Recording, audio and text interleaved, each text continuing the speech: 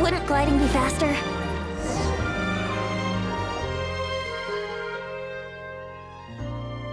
Snappity snap, printy printy printy, stackity stack stack stack.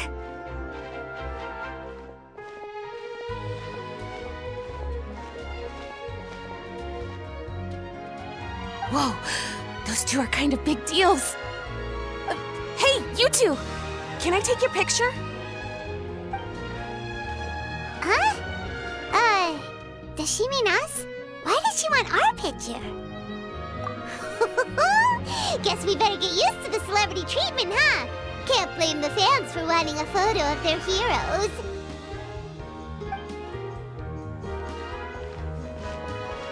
But if this is for anything besides your own personal use, then we're legally allowed to charge you. Wait, what would they call it here? An appearance fee? Photo shoot fee? Absolutely! It's just an honor to be able to photograph the Ace Adventurer duo. How does 1.5 million more sound? Sure, that sounds fine! Hold up, how much did you say again? 1.5 million? Did Paimon hear that right?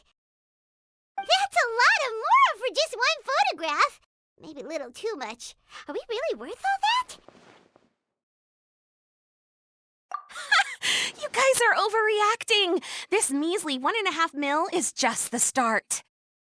If you're interested in working with me as a photographer, you could potentially be taking home anywhere up to 9 figures. Snap some snaps and stack those stacks. 9 figures? That's... wait. Every 1,000 is 3 figures plus 1 for the 1, so 1 million, that's 7, plus 2 is 10 million, 100 million. 100 million? Yeah, this all sounds too crazy even for Paimon to fall for it. What kind of racket are you running here? You planning on flashing a couple of famous faces to con innocent people? Con innocent people? You took the words right out of my mouth. But you got it back to front. My goal here is to rid Teyvat of everyone out there who's trying to con innocent people. Help me out, and there'll be a big bonus in it for you. Whoa, back up a little. Seems you skipped a couple of steps. How did you get from photography to crime fighting? Well, it all has to do with an important problem in law enforcement that often gets overlooked: target recognition. Common sense says that if Gardamex want to fight crime, the first thing they need to do is identify who's a criminal and who isn't, right? But what happens when a Gardamex mistakes an honest citizen for a criminal, or sees someone brandishing a weapon in public but fails to flag them as a potential threat? Then you've got a huge problem. Think of the poor fisherman whose fishing rod gets mistaken for a spear, or the crafty crook who carries around a metal pipe to club his victims with, but dismissed as a regular plumber. Okay, fair enough. You're kind of making sense now. Great. Okay, so let's say I disguise myself as a cat, or a dog, or a finch, or a pigeon, or maybe even a blubber beast, because why the heck not? So I'm walking around the city streets like an escaped amusement park employee, and a Gardamex sees me. How do you... Oh, that's cheating! A Gardamex not gonna do anything to some cute little critter. Also, what kind of blubber beast would even want to come to the city anyway? Bingo! Right answer. Gardamex are incapable of registering cats, dogs, finches, pigeons, and, of course, blubber beasts as potential targets. Their image recognition system actually ignores them completely. It is actually fairly logical if you think about it. Removing all the near-zero risk entities from the target database boosts performance in most situations. But here's a quote from a recent report in the Steambird. Several keen-eyed thieves who noticed a flaw in the Gardamex detection systems disguised themselves as blubber beasts during the commission of their crimes. Completely blind to the would-be blubber beasts, the Gardamex made no attempt to intervene in the thefts committed by the gang. Wait, so this actually happened? And the Gardamex really didn't catch them? Okay, that's pretty gutsy, but also kinda horrifying. What if they get bored of petty theft and move on to something even worse? They could get away with anything. Exactly! And that's why we have to fight these criminals in the domain of technology. It's turned into an ongoing tug-of-war between their disguises and our image recognition capabilities. And I, Lapine Pauline, specialist in graph adversarial technology, am determined to do my part towards a crime-free future for Fontaine. Currently, I'm in the process of collecting sample images. Once I have a large enough pool, I'll use that to develop a simple but powerful and highly accurate image recognition algorithm that runs on a small graphical processing module.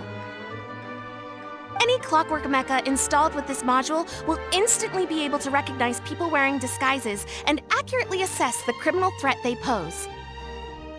And, if all goes to plan, the Palais Mermonia will jump at the chance to have these installed on every Gardamek in the city. It's the business opportunity of a lifetime. Paimon's getting deja vu. Let me guess, you're a homebody researcher who prefers to stick to the city, limiting your potential sample size. And the reason you want to work with us is because we can go out into the wild and help you get all the other photos you need, right? Wow! Right again! Down to the last detail. It sounds like the Ace Adventurer duo has seen it all before. What do you say? Join my project, become a graph adversarial technology specialist, and together we can expose every costume defender in Fontaine. Crucially, with your help, we can build a solid graph adversarial tech pipeline and take Fontaine's technology and law enforcement capabilities to the next level. Everybody wins! This does sound like it's for a good cause. Forget tomorrow. We can't stand by and do nothing. There are criminals out there giving Blubber Beast a bad name, and that's something Paimon won't stand for! Great! And just like that, welcome to the team. Okay, take this. It's an image recognition sample collector. It contains recording and analysis equipment that I designed myself and comes complete with a user guide. I've already looked through lots of images from all over to determine the key features of the samples I'd like to collect. All you need to do is work your way through the guide, get the pictures, and bring them back to me. Simple. Let's get this show on the road, everyone. We must win the tug-of-war again.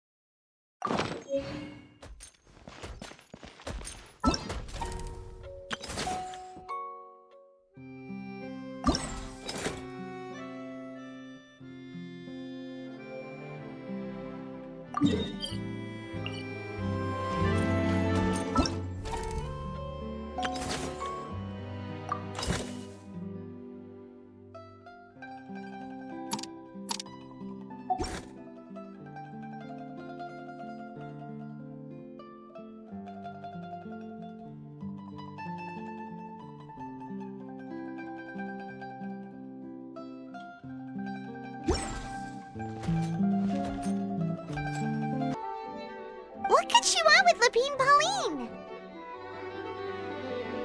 Pretty please with the cherry on top, Charlotte. Journalist extraordinaire. Please tell me your joke. I read that a gang of criminals tricked the Gardamex by disguising themselves as blubber beasts. It's true, isn't it? It has to be.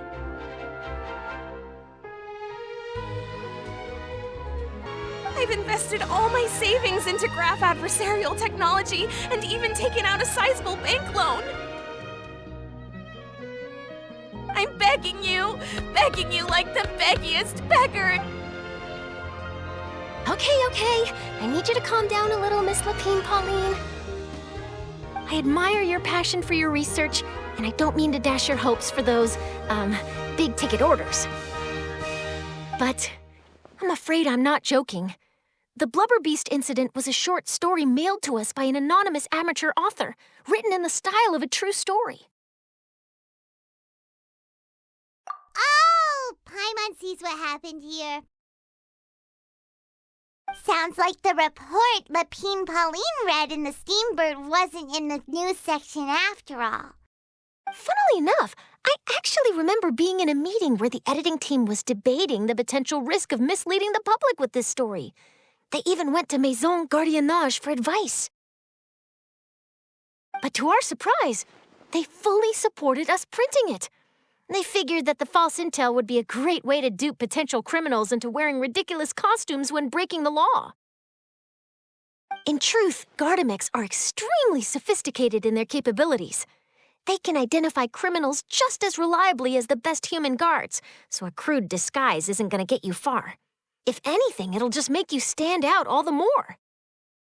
Since we ran that story, the Maison Gardiennage has made a slew of arrests, including, one phantom blubber beast, a titanic red-crowned finch, and a specter man.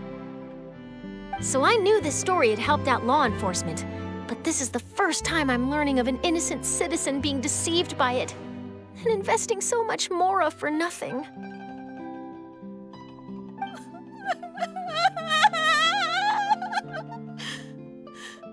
Uh-oh.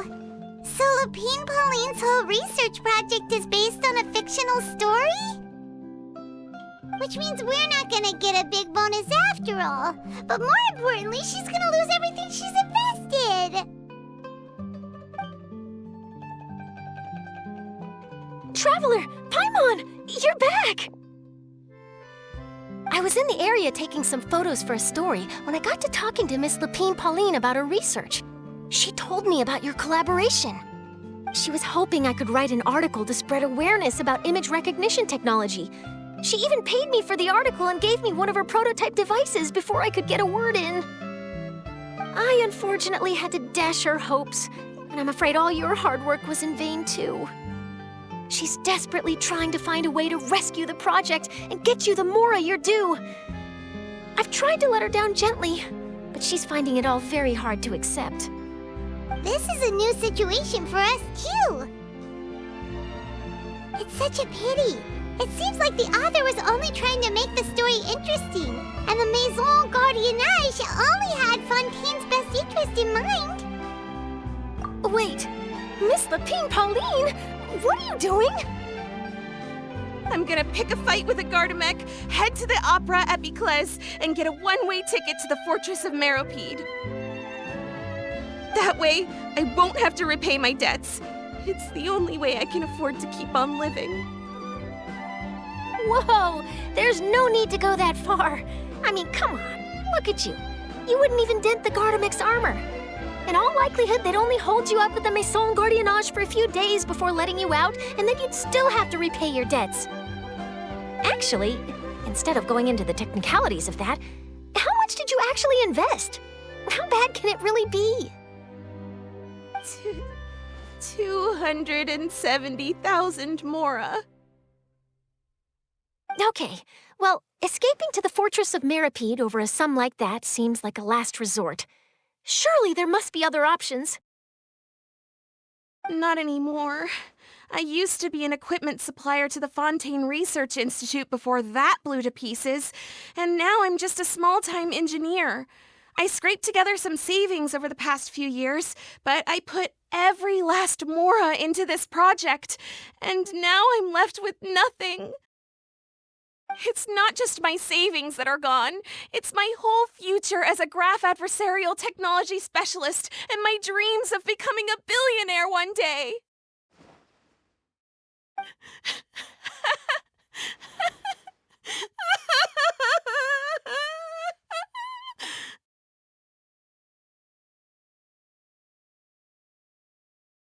My life is over. Don't despair, Miss Lapine Pauline. I think I know a way for you to turn this around. This prototype you've given me, the camera lens for image recognition sample collection. It's really quite something. You said you designed it specifically for high-fidelity image capture and analysis, yes? The rapid focal length adjustment is a very useful function in its own right. It's sure to make many journalists' jobs much easier. In fact, I'd say it has the potential to revolutionize Fontaine's news media. So your research efforts thus far are by no means in vain. The technology you've developed may have many applications that you've never even considered. Really? Absolutely. I've been working as a journalist for the Steambird for a long time now. No one understands the issues we journalists face on a day-to-day basis better than me. So keep calm, take heart, and start thinking about mass production.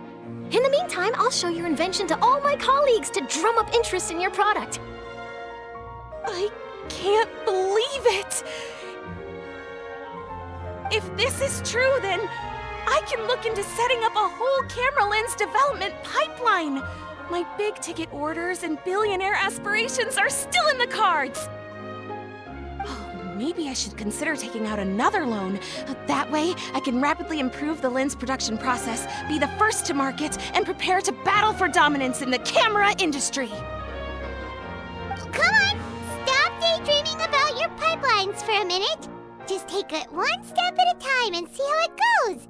There's no sense in putting all your eggs in one basket before things are even off the ground. And I can probably speak to some people I know and license my image recognition device to a workshop to raise some funds. I can't believe I didn't think of this sooner. There's no time to lose. I need to get to work. Early bird gets the worm. Can you believe her? She just ran off. Paimon's pretty sure our advice went in one ear and out the other. It's understandable. When inspiration and passion strike at the same time, it's all too easy to throw yourself headfirst into your work and forget about everyone around you. A lot of journalists are the same way when they're first starting out. But don't you worry. I'm gonna write an article on all this, and I'll be checking in on her regularly. Her research has the potential to benefit the entire journalistic community. I'll give her plenty of input to stop her from going down any rabbit holes and make sure mass production of her lens can begin as soon as possible. It's reassuring to know that you'll be looking out for her, Charlotte. Actually, you know what? Why don't you two take this prototype lens? I'm sure you'll have plenty of chances to use it on your travels. It takes the right person to get the most out of a new technology. In your hands, it's sure to capture some amazing sights. Thanks a lot, Charlotte. No bonus, no biggie. This makes everything worth it. You're welcome. I got something out of this too. The beginnings of a very interesting news story. The boundaries between real news reports and news-like fiction must not be blurred, even when there's a compelling justification for doing so. Yes, that's how I'll phrase it to the editors when I give them my feedback. Let's hope we don't mislead any more well-meaning citizens in the future.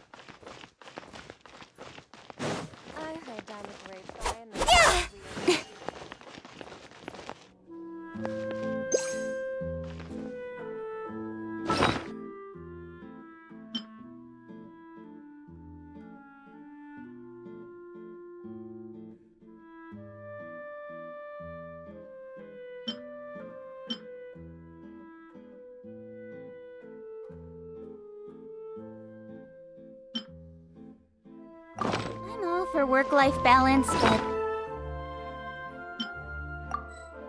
I think this is pushing it.